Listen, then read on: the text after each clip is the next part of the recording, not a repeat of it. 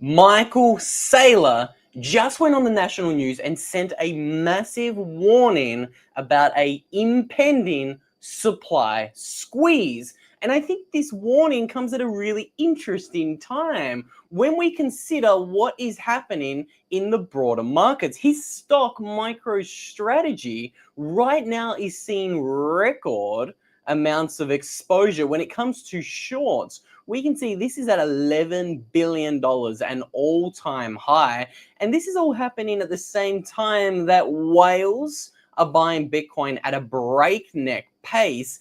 And we're also seeing other CEOs and co-founders of publicly traded companies come out and very boldly predict that we might be seeing a 200x in the Bitcoin price from here. Before we get ahead of ourselves, let's ask the question.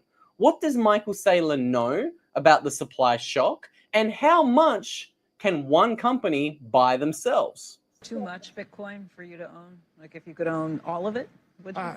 I don't think we'll get all of it. I don't think in the range of 3 to 5 or 3 to 7% is too much. BlackRock has got more than I just us. wonder. I was thinking about the mental exercise of if you could actually own all of it, like if you would even, bless you, if you would want it.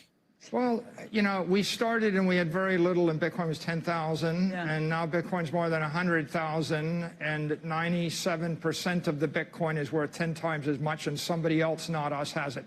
Right. So as a practical matter, what we're doing is we're monetizing and powering up this. I totally get it. I just mean, if you owned all of it, would that change the entire behavior?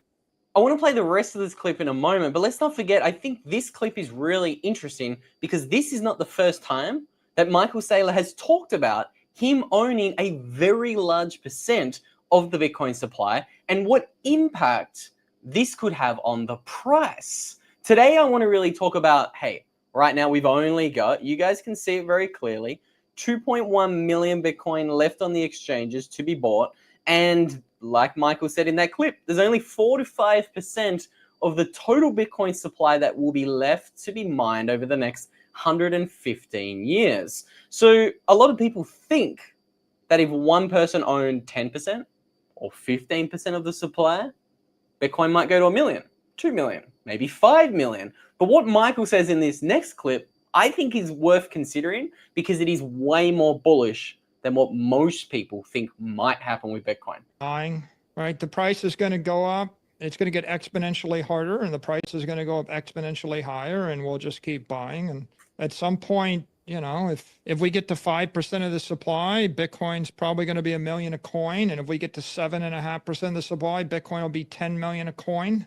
And then if I'm lucky enough to grind to 10% of the supply, Bitcoin's going to be 50 million a coin, and someone will be whining that whatever, we have too much Bitcoin, but other people will have $400 trillion of wealth, you know? So our view is it's a ratchet, and we're just going to keep cranking on the ratchet, and there's massive leverage here. And I think everybody's winning if we do that. We'll just keep. Everybody is winning. And again, this is the bigger thing that I think most people are missing. Right now, Bitcoin is trading down a little bit. The last time I checked in on the price of Bitcoin, we're at about $113,000 a coin, and everybody's stressing out. Is the bull run over? Is the bull run cancelled?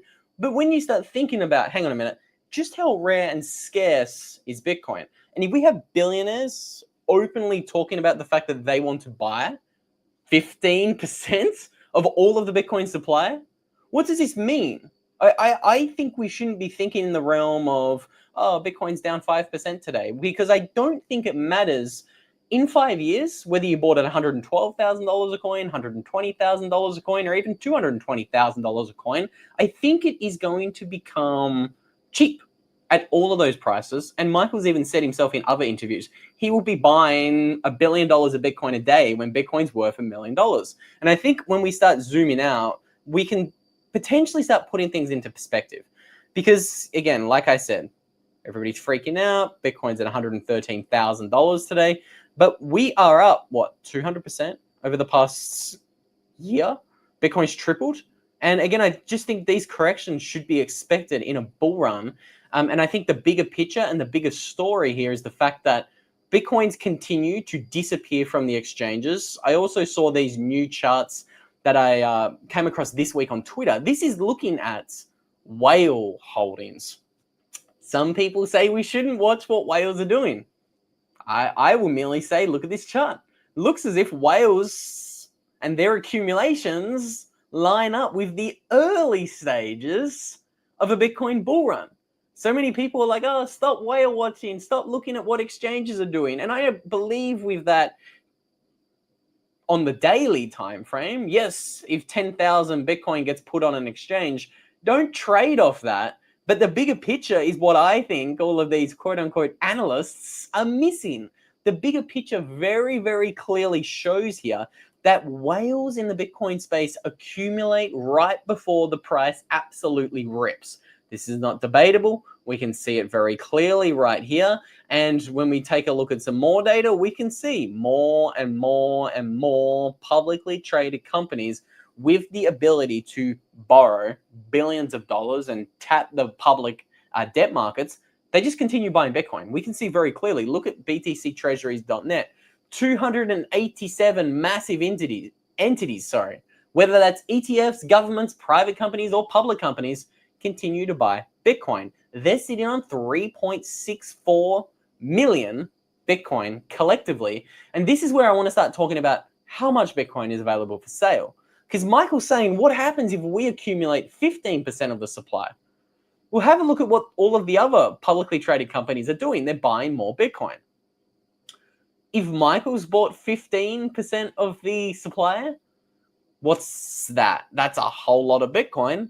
That's about, what, 3 million coins? Is that true? Is that even possible? That can't be right. That can't be. It is right because 10% of 21 million is 2.1 million. So Michael's saying, hey, look, if we accumulate 3 million coins, well, guess what? What happens with the price of Bitcoin? I think it's going so much higher than most of us can even imagine, because right now we can see incredibly clearly there is something like 2.4 million Bitcoin on exchanges for sale today. Michael is sitting on, as we can see, 3% of the supply. That's 620,000 odd Bitcoin. So again, when we start thinking bigger picture here and we start considering, wait on a minute, whales are buying Bitcoin at some of the fastest paces we can see, I think things are more bullish than most of us could ever imagine, especially when we know that the amount of Bitcoin mined every 4 years is only decreasing. It's going down forever. And this is why I do want to talk a little bit more about what these other billionaires are doing, because we're seeing a little bit of a trend shift, so to say. We're obviously talking a lot about Michael Saylor. We're talking a lot about the public companies, but where do the public companies get their Bitcoin from? This isn't just Michael Saylor, this is also Jack Mallers. I find it really fascinating that Jack Mallers, head of the third largest Bitcoin treasury company, just came out and predicted Bitcoin to 200x over the next years. And I find this interesting that this is happening at the same time that Coinbase is finally buying Bitcoin. I'm interested in Coinbase because they are the world's largest exchange that custodies most of the ETF's coins, and they are the exchange that the majority of the public companies like Jack Mallers and Michael Saylor get their Bitcoin from. And they just indicated that they're going to start buying Bitcoin every week. And they also just partnered up with the world's largest bank, JP Morgan. This is a deep rabbit hole I want to explore with you guys today. But let's start with this 200x Bitcoin prediction that Jack just made. How much higher? A lot higher. My general framework from the highest level is human beings collectively, we own about $900 trillion worth of stuff. That's equities, the things behind us, real estate, precious metals, fine art, all of the things that we own. Half of that we're using as a savings account. We're owning the portfolio of companies or the art or the house to actually try and persist wealth into the future. I think Bitcoin's going after that market. It's going after a market of $400 to $500 trillion worth, and right now it's $2.5 trillion. So I think in purchasing power terms, Bitcoin can go up 100 to 200 times more from here. All right, so we know Bitcoin obviously is the most house. So just for those doing maths at home, I believe that would indicate, what, $20 million Bitcoin price tag, a 200x from here? And that, I believe, does not factor in the Bitcoin multiplier. effect. We are going to be running some numbers and having a look at the maths today, but I do think it's really interesting that we now have Coinbase partnering up with JP Morgan, one of the world's largest banks. And again, this is happening at the same time that the number of Bitcoin on the Coinbase exchange is dropping like a rock. And I think this is really interesting because we're talking about this bigger, broader picture. How much Bitcoin can publicly traded companies accumulate and buy? They are fighting over the last Bitcoin on exchanges. I love this chart here. The one I want to show you is the OTC desk supply of Bitcoin. Right now, I'm tracking this pretty closely. There's only about 150,000 Bitcoin sat on the OTC desks, and 80% of that available supply has been stripped off that market since 2023.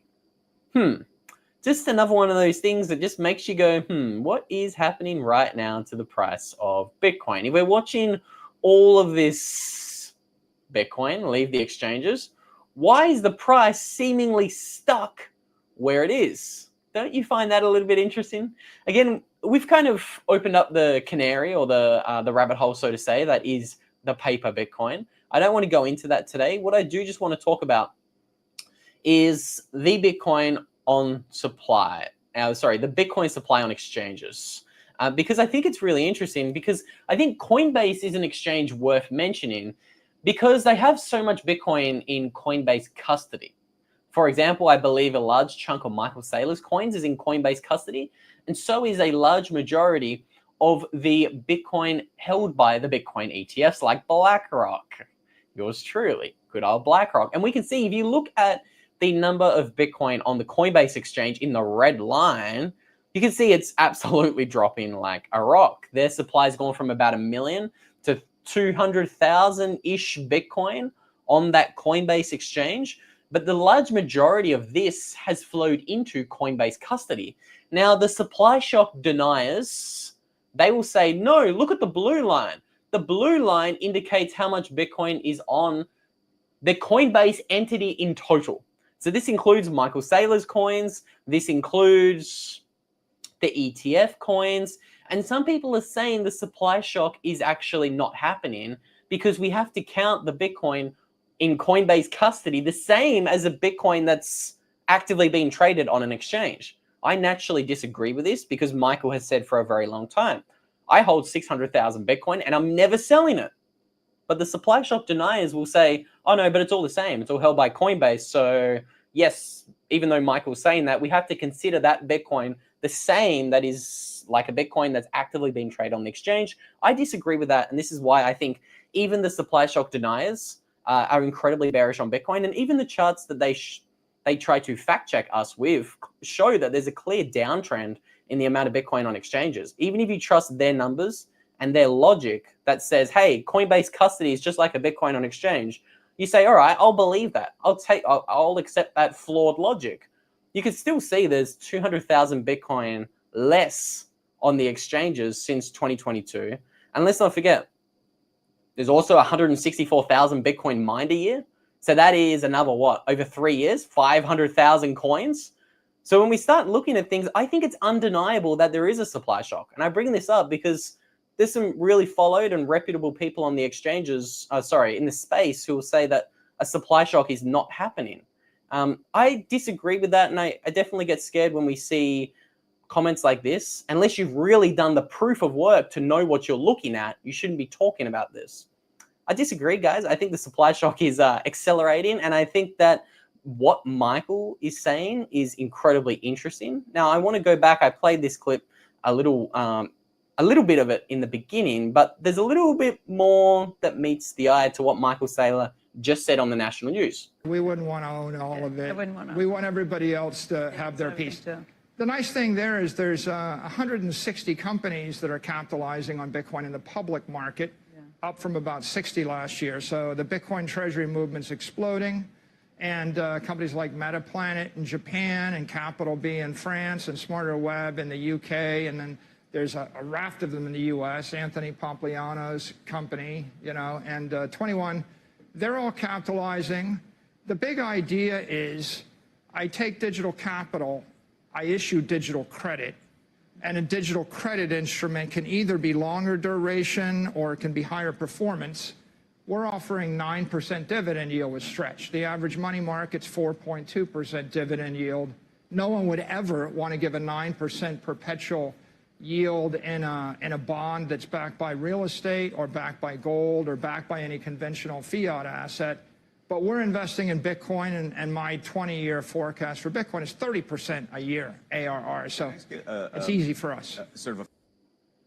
So I'll let you guys come to your own conclusions about that. I do think it's really interesting what's happening. I think it's even more interesting when we've got Michael taken to Twitter and still trying to orange pill Michael Dell, CEO of one of the biggest publicly traded companies, of course, which is Dell. Again, this is more recently. We have a strategy. Michael Dell tweeted out, when someone has a strategy you don't understand or agree with, it's a good thing to ask yourself, what if it works? And again, I think it's interesting to mention Michael Dell because he was tweeting out those Bitcoin cookie monster memes a little while ago. And everybody's like, hey, is Dell a company that's a top 20 company in the world and a man with a net worth of about 10 billion? Is he going to start buying Bitcoin? This is the meme. He was tweeting this way back in July. When was this? This might have been 2024. Obviously, we've seen what the price of Bitcoin has done since 2024. So I think either way you look at this, I think we're going to start seeing a little bit of billionaire FOMO because, hey, price since 2024, we've more than doubled. I think Chris in the comment section sums it up. The supply shock will come. It's just a matter of time. Speaking of time, I do want to run the numbers and have a look at just how much time we might have left. But again, while we're talking about BlackRock, while we're talking about ETFs, again, I just want to remind you guys, if you do not hold Bitcoin in your own wallet, you do not actually own Bitcoin. Again, we talk a lot about the number of Bitcoin on exchanges, but please, there is one way we can, band together to fight back against paper Bitcoin, and that's put Bitcoin into your own wallet, okay? There's a ton of good wallets out there for you guys to choose from. I've used them all. There's Cold Cards, there's Ledgers, there's Treasuries. You got a ton of great options. You got different strokes for different folks. But again, if you do buy a Ledger and use the link in the description of today's video, you're going to get $10 of free Bitcoin. I love Ledgers because they're just simple. They're really easy to use for most people. They don't complicate things, and they have some really cool designs. You can get a Ledger Flex, you can get a Ledger Stacks, and then you can get the more simple, easier to use Ledger Nano X's or Ledger Nano S's. Again, I think these are some of the tools that need to be in your tool belt, so to say. Again, Bitcoin on an exchange, it's not your Bitcoin. And if you go and buy a Ledger or a hardware wallet, I also recommend you do not write down your 12 or 24 words on paper. You should be putting that onto something that will last the test of time. This is why I recommend what Stampseed creates. They don't create stainless steel plates. They create titanium plates. They're one of the few companies in the Bitcoin space that creates titanium plates. They are better than stainless steel, and they are where your Bitcoin 12 or 24 words should be stamped into. Again, Stampseed's going to give you a 15% discount on anything you buy from them if you use a promo code Luke15. Everything you need to know for those two guys that'll get you sorted and help you fight back against the paper Bitcoin. Oh, I can't say that. That will help you fight back against the paper Bitcoin warriors. I can say that. Again, everything you need to know about them linked down below. So again, let's talk a little bit more about what the next year could hold for us. Scratch, he said August is going to be a month. I think it is going to be a hell of a month. I think it's going to be really interesting. Slate has said the supply shock is here. You are living in it right now. And again, this is what I think most people they're going to get themselves in trouble in, because the supply shock is happening silently. This isn't necessarily going to be something that is correlated in the short term to price. I've always said I don't believe that there's any correlation between the price of Bitcoin in the short term and the coins leaving the exchanges in the short term. This is the kind of thing that's going to play out exponentially, and it's going to shock a lot of people because it is going to happen really quickly. I think Robert here in the chat makes a really interesting comment. Maybe the supply shock doesn't happen until the 6102. Again, I think that's a really fascinating scenario. We do know that governments are going to have to get desperate here in the not too distant future, because we can see the money printer might be back. The Fed is now likely to cut rates next month. Look at that, 69% probability that we're going to get a 25 basis point cut when it comes to interest rates next month in September. This could be really interesting if the US joins the world and starts cutting interest rates and starts printing money with Bitcoin at $113,000 a coin. Maybe Jack is right. Maybe we're going to see a massive 200x from here much quicker than most people think. Maybe, just maybe, we could be on the cusp of a face melting Bitcoin rally. I think it's all going to happen much quicker than most people think. Again, I don't think these models predicting diminishing returns are going to be accurate. I think it's pretty astonishing that Bitcoin's climbed from $16,000 in 2022 at the low to $116,000 in 2025 without the money printers being turned on in a big way. We're seeing a little bit of global liquidity increase again, but I tell you what, if the US starts cutting rates, could be time to pin your ears back, because things could start getting wild. And I think this kind of explains, again, nobody knows where the price of Bitcoin's going, but maybe the whales have an idea, because when we take a peep, we can see it's simple. They buy and price goes up after. And you can see when whales are selling in big chunks, they're typically selling because they know the price is going down. Or, hey, they could be pushing it down. It's a chicken or the egg kind of conundrum here. Again, I'll just encourage you guys. I don't think anyone knows where the price of Bitcoin is going in the short or the medium term. I think all we do know is that price will grind higher from here. And in the long term, I think that's pretty comfortable. In the short term, we've still got some bulls out there predicting 200x's with Bitcoin. I do think this little backflip here from Coinbase is fascinating. Coinbase just announced it's buying 2,500 Bitcoin. And the CEO confirms they're going to be buying every week. Maybe they were just embarrassed by Metaplanet overtaking them. Again, let's jump back on over here to bitcointreasuries.net. We can see Metaplanet, 7th biggest Bitcoin treasury company on the face of the planet. Where's Coinbase? Number 10. Coinbase was one of the first Bitcoin exchanges ever created, and they're only sitting on a measly 11,776 coins. Don't you just love to see it? I think it's really interesting. I think it's fascinating the domination we're seeing in the American markets here too. Have a look at how many US flags occupy those top 13 spots. 11 US companies. You've only got 8 from Canada and Metaplanet from Japan in that top 13. I think that's pretty interesting.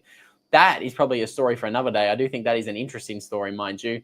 A story for another day. I think we're going to have to talk about what is going on with the Fed as well, because if we do start to see the money printers turned on in a big way, again, I've showed you guys in recent videos, if Bitcoin just simply repeats what it did in 2017, like we're looking at $1 million Bitcoin in the next 6 months. If we get the big print, like Larry Lepard is predicting, maybe we're going to see even higher prices. I know that sounds crazy, but I just don't think the 2020, 2021 bull run was a real bull run. I think we're going to really see some fireworks happen over the next 6 to 12 months.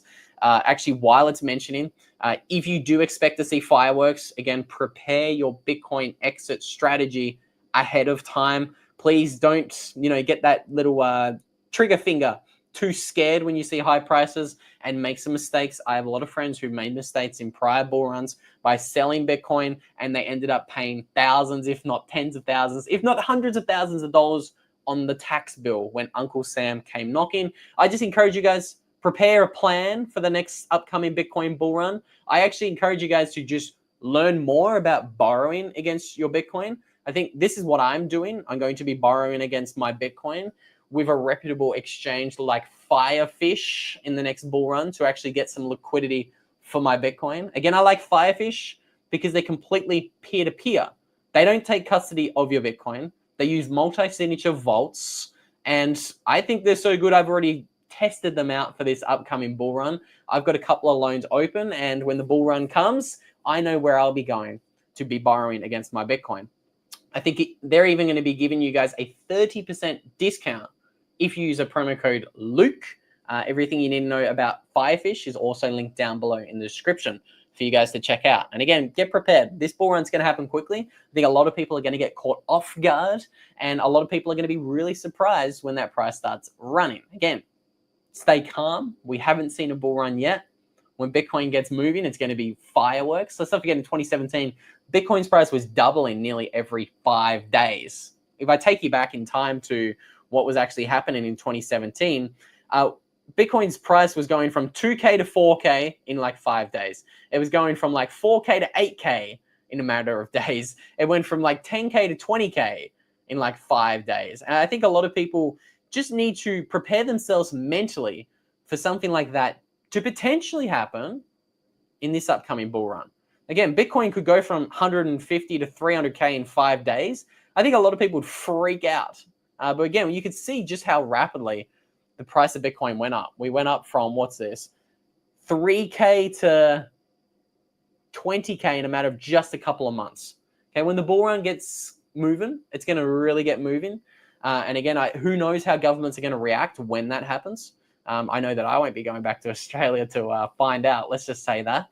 While I'm actually talking about moving away from Australia and never going back, something we talk about here on the channel a little bit is geographical freedom. I think I've traveled to something like 50-ish different countries and maybe 100 cities over the past 4 years since I escaped Australia. A lot of people want to learn how hard was it to survive on Bitcoin over those 4 years, Luke.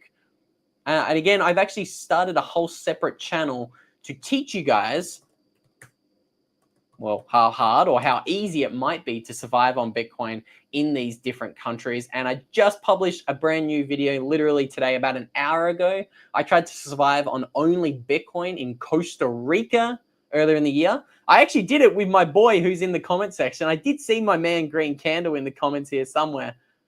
I'll find him because he's got a terrible haircut. He's easy to find. There he is. The farts you're ripping through the... You can see my boys there. We recently went down to Costa Rica, tried to survive on only Bitcoin for 72 hours. So if you do want to see that challenge, I'm going to put a link to that bad boy down below in the comment section for you guys to check out.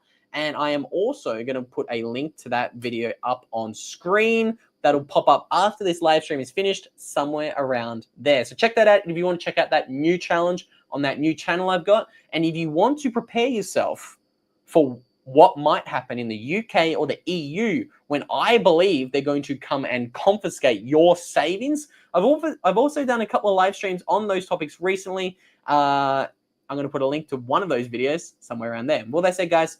Thank you so much to everyone who tuned in. Apologies for the late start today. Shopping with the girlfriend in Paris. It was time consuming. Let's just say that. I'll see you all in the next one.